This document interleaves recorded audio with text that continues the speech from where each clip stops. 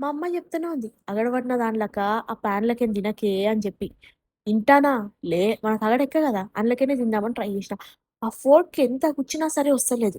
ఇట్లా రారా అని చెప్పి పగబెట్టుకున్నా. పగబెట్టుకొని అందులో ఉన్న పాస్తా మొత్తం తినేసినా అనమాట. ఫస్ట్ దీని రెసిపీ చూద్దాం. పాన్ పెట్టుకున్నా. పాన్‌ని కడిగి పెట్టుకోండ్రి. కడగలేరనుకో ఇంకా టేస్ట్ ఉంటది. అది ఇగ మీ ఇష్టం. దాని తర్వాత అందులో కొంచెం ఆయిలేసి గార్లిక్ చాప్ చేసి ఏసుకున్నా అనమాట.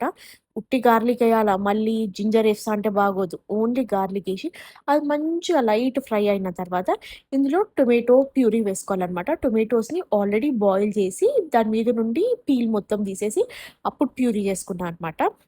దాని తర్వాత ఇది కొంచెం మంచిగా బాయిల్ అయితున్నప్పుడు ఇప్పుడు ఇందులో ఉప్పు, కారం వేస్తున్నా. మీకు కారం వద్దు అంటే మీరు చిల్లీ ఫ్లేక్స్ ఏసుకోవచ్చు. నా దగ్గర ఆ రోజు చిల్లీ ఫ్లేక్స్ లేదు కాబట్టి కారం ఇంకా ఉప్పయితే వేసేసాననమాట.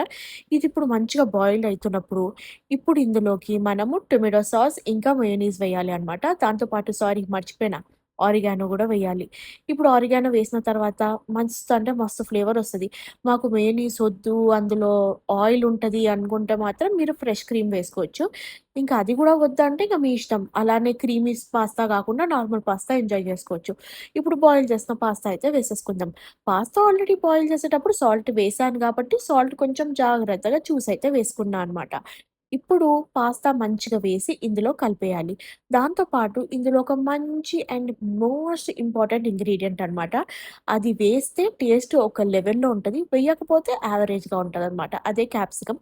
మీకు ఎప్పుడన్నా నేను చెప్పిన మాట నిజమో లేదో అని ట్రై చేయాలనుంటే ఒకసారి వేసి తినండి. ఒకసారి వేయకుండా తినండి. మీకే టేస్ట్ తెలుస్తది. మీద నుండి మళ్ళీ మంచిగా ఆరిగానో వేసి కలుపుకొనైతే తినేసా అనమాట.